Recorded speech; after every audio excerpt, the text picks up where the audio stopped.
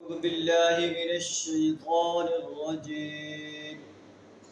بسم الله الرحمن الرحيم. والصافات صفا فالزاجرات زجرا فالتاليات ذكرا إن إلهكم لواحد رب السماوات والأرض وما بينهما ورب المشارق إنا زينا السماء الدنيا بزينة الكواكب وحفظا من كل شيطان مارد صدق اللہ العظیم۔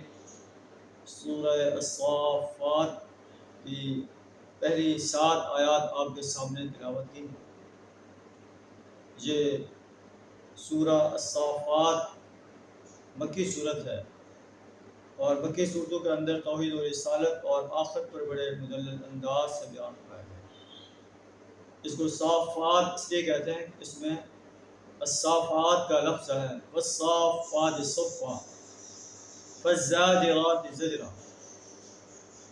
تو اس صورت کے اندر اللہ تبارک و تعالیٰ نے حضرت نوح علیہ السلام کا واقعہ، حضرت ابراہیم علیہ السلام کا واقعہ بیان فرما کر اہل مکہ کو خبردار کیا کہ جس طرح نوح علیہ السلام کی قوم نے اپنے رسول کو جھٹلایا اور وہ سمندر میں غرق کر دی گئی، اور اسی طرح حضرت ابراہیم علیہ السلام کی قوم نے بھی آپ کو جھٹلایا اور آپ کو انہوں نے آگ میں ڈالا۔ اللہ نے ابراہیم علیہ السلام کو آگ سے بچا لیا۔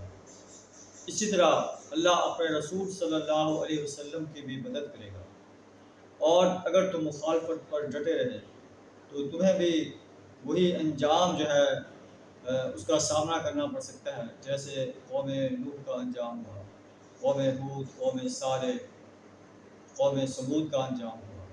تو تم نبی صلی اللہ علیہ وسلم کی تکذیب کرنے کی بجائے آپ کی دعوت کو تسلیم کر لو، جنت کے وارث بن جاؤ گے۔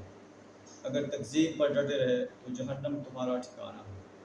آیات کا ترجمہ کچھ اس طرح ہے، والصافات صفا، قطار در قطار صف باندھنے والوں کی قسم، فالزاجرات زجرا، پھر ان کی قسم جو ڈانٹنے پکارنے والے، فالتالیات ذکرا، پھر ان کی قسم جو کلام نصیحت سنانے والے ہیں۔ ان الہکم لواحد، بے شک تمہارا الہ، تمہارا معبود جس کی پرستش کی جائے، جس کی بندگی اور غلامی اختیار کی جائے، جس کی اطاعت کی جائے، جس کی حاکمیت کو مانا جائے، جس کی حاکمیت کو قائم کرنے کے لیے اور باطل نظاموں کو مٹانے کے لیے جد و جہد کی جائے، وہ ایک الہ ہے، وہ اللہ ہے۔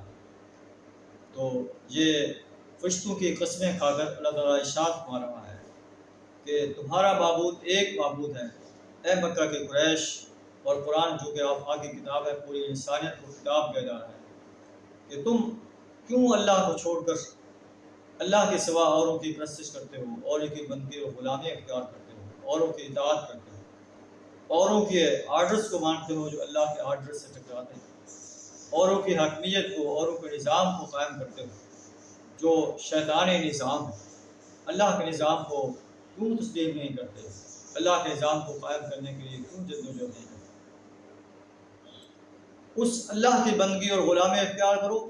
رب السماوات والارض وما بینہما ورب المشارق، جو زمین و آسمان کا اور جو کچھ ان کے درمیان ہے اس کا رب ہے، مشارق کا رب ہے۔